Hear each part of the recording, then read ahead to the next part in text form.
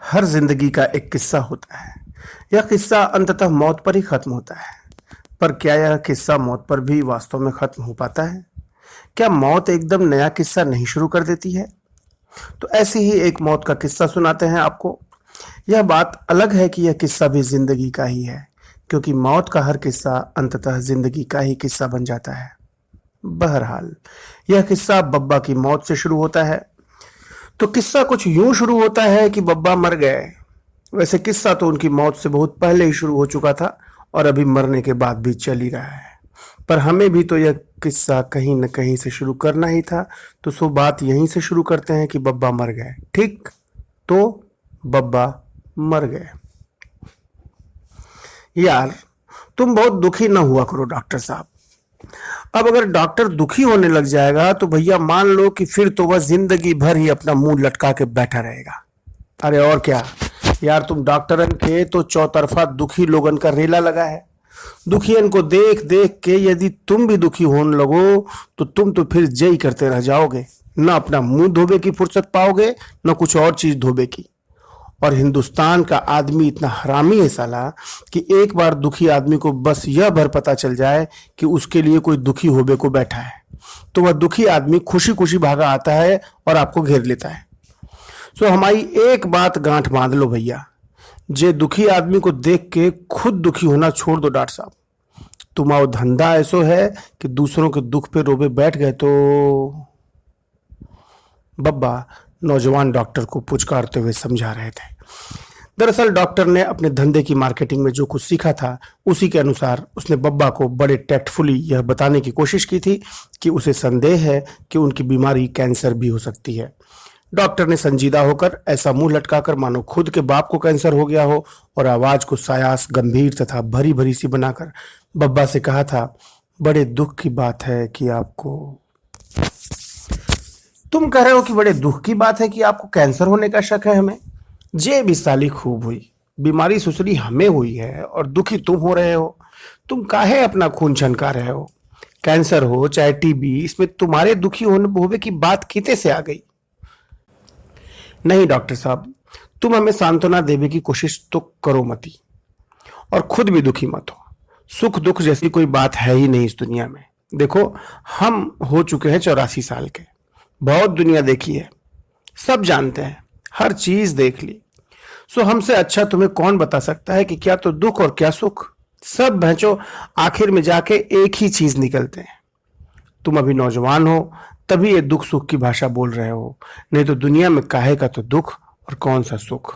सब चीजें घूम फिर के वही तो हैं, एक ही चीज है सब।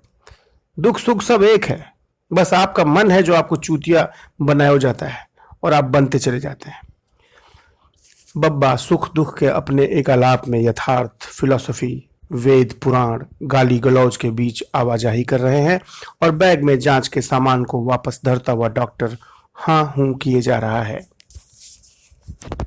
यहां आकर किस्सों का सजग परंतु पारंपरिक पाठक यह पूछ सकता है कि साहब, बब्बा तो किस्से की शुरुआत में ही मर चुके, तो फिर वे यहां वापस कैसे आ गए? क्या कहानी में कोई पेच है, डबल रोल टाइप कोई बात, या फिर कहीं जासूसी या भूत प्रेतन की कहानी तो नहीं हो रही? होए तो बता दीजिए, क्योंकि वैसी कहानियां हम नहीं पढ़ा करते। इसके उत्तर में हम यहाँ बताना चाहेंगे कि लेखक मजबूर है, क्या करे वो बेचारा। हिंदी कहानी आजकल बदल गई है। सीधे सीधे कहानी करने वाले को आजकल चूतिया कहा जाता है। सो कहानी को हम घुमा फिरा कर कह रहे हैं।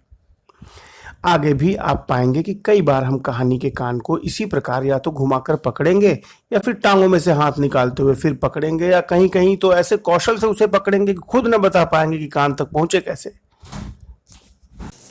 क्या करें साहब, कहानी के धंधे में टिकना है तो ये वाले ठनगन भी करने ही पड़ेंगे।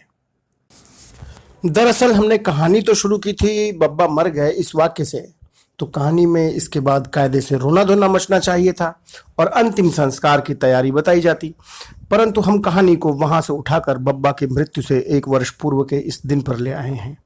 जाहिर है कि तब बब्बा जिंदा थे, बल्कि इसे यूं कह लें कि अच्छे खासे जिंदा थे। अच्छे खासे जिंदा होने का मतलब ये कि कुछ इस अदा से जिंदा थे कि गांव के सभी जिंदा लोगों को लगातार खबर देते रहते थे कि बेटा अभी हम जिंदा हैं। बब्बा लुगासी में और उसके आसपास के बहुत बड़े इलाके में एक ही साथ विख्यात और कुख्यात थे।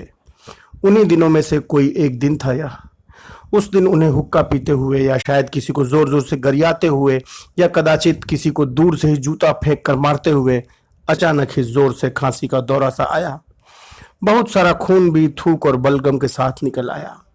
आसपास वाले घबरा गए, परंतु बब्बा सभी को सांत्वना देने लग गए कि चिंता की कोई बात नहीं है, क्योंकि ऐसा थोड़ा बहुत खून तो हमें पिछले 6 महीने से कभी कभी आता ही रहता है और जे साला वैसे कुछ खास नहीं है, बस कुछ पुराना धुराना खून छाती में जमा है जो भैंचो बैठे बिठाए कभी कभी बाहर निकल आता है। उन्होंने इसकी जड़ खोजते हुए यह बताया कि सन 36 में जब गांव में लाठी चली थी, तब साली एक आध लाठी उनकी छाती में भी घल गई थी। ये तभी का खून है और कुछ खास नहीं, और पुराना खून तो जितना ही बाहर निकल जाए उतना ही अच्छा, वरना छाती में पड़े पड़े पानी में बदल जाएगा तो और मुसीबत।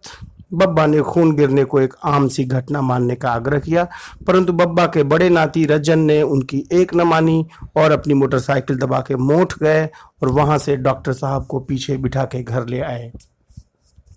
लुगासी में तो कोई डॉक्टर था नहीं। एक वैद्य जी थे जो खुद ही मरबे वाले थे, एक होम्योपैथी की पेटी धरे रिटायर्ड मास्टर साहब थे और 2-3 ऐसे डॉक्टर थे जिनकी डिग्री की ठीक से पुंगी भी नहीं बजाई जा सकती। सरकारी अस्पताल है मोठ में, जो लुगासी से 12 किलोमीटर पर है। वहीं से आए थे ये डॉक्टर साहब।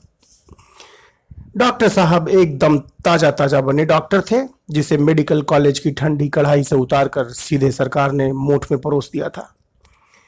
वे ताजा डॉक्टर तो थे ही, साथ ही लगभग ताजा ताजा नौजवान से भी थे, जिन्होंने बाल धूप में सफेद न करके डॉक्टरी हॉस्टल की मटर गश्तियों और दीगर अन्य ऐसी गतिविधियों में सफेद किए थे जिनका डॉक्टरी से ज्यादा उठाईगिरी से ताल्लुक हुआ करता है।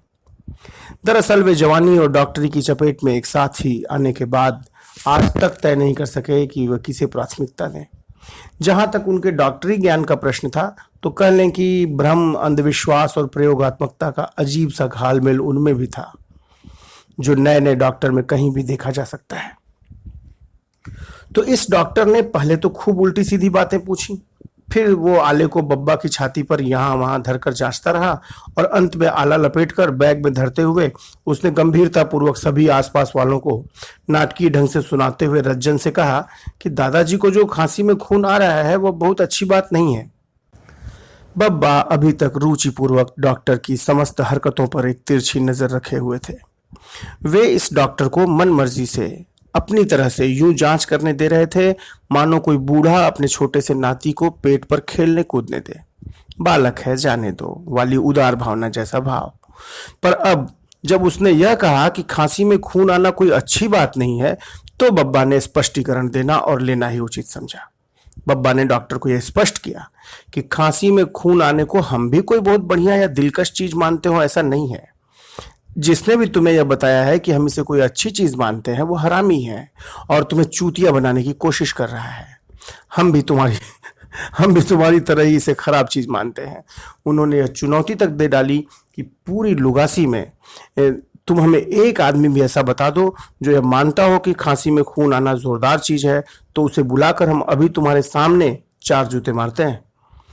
बब्बा ने डॉक्टर को समझाया कि माना कि ये गांव है और हम गांव वाले शहराती लोगों के लिए उजड़ और चूतिया कहते हैं, और हो सकता है कि हम हो भी, पर हम इतने भी नहीं है कि खांसी में खून आने को कोई अच्छी बात माने। बल्कि हम तो यह भी मानते हैं खांसी में ही क्यों, कहीं से भी खून आना अच्छी बात नहीं है।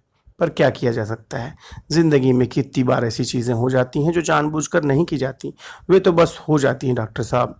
अब हमने कोई जानबूझ के थोड़ी खून थूका, न तो मुंह में चक्कू घुसेड़ा, न ही कांच चबाया, जो खून तो बस निकल आया ऐसे ही। अब तुम्हारी डॉक्टरी हिकमत इसका जो भी कारण बताया, पर हमें तो यही शक है भैया कि पड़ा रहा होगा पुराना खून छाती में, निकल गया। हमने हमारे हिसाब से तो एक लिहाज से बढ़िया ही कहा। अब तो हमें वैसे भी बहुत बढ़िया लग रहा है, सो हम तो यही कहेंगे कि तुम नाहक परेशान न हो। खून का गिरना अच्छी बात तो खैर है ही नहीं, पर ऐसी खराब बात भी नहीं है। डॉक्टरी के पोथों में इस तरह के तर्कों का कोई सटीक उत्तर उसने कहीं पढ़ा नहीं था, सो डॉक्टर चुपचाप रहा। हाँ, वह चिढ़ सा अवश्य गया। डॉक्टर ने भिनभिनाकर कुछ ऐसा कहा कि हमें शक है कि चूंकि फेफड़े पर आला धरने से कुछ आवाजें सुनाई दे रही हैं, आपका लीवर भी बढ़ा हुआ है और आपका वजन भी 6 महीने में 6 किलो कम हो चुका है। इन सब बातों से हमें लग रहा है कि कहीं आप यह कैंसर न हो जो लीवर तक फैल चुका हो, सो आगे और जांचों की आवश्यकता पड़ेगी। डॉक्टर ने इन बातों को मुझे शक है, मुझे दुख है, मुझे डर है, मुझे लगता है, हो सकता है आदि वाक्यों के साथ मिलाकर अपने लिहाज से बेहद सलीके और समझदारी से संभालते हुए कैंसर का नाम लिया था। बब्बा हंसने लगे। एकदम से कैंसरे पे न कूद पड़ो डॉक्टर साहब, तनी धीरे धीमे चलो, बब्बा ने पुचकार कर कहा। उन्होंने नौजवान डॉक्टर को डॉक्टरी के प्रैक्टिकल गुर सिखाते हुए कहा कि मरीज को एकदम से यूं कैंसर कह देना ठीक बात नहीं कहती है, क्योंकि न तो हर मरीज को हमारी तरह से यह पता होता है कि डॉक्टरी में कई बार चुतियापे की भी बातें की जाती हैं, और न ही हर मरीज हम जैसी हिम्मत वाला ही होता है कि जो कैंसर फैंसर के नाम से भी घंट न घबराए।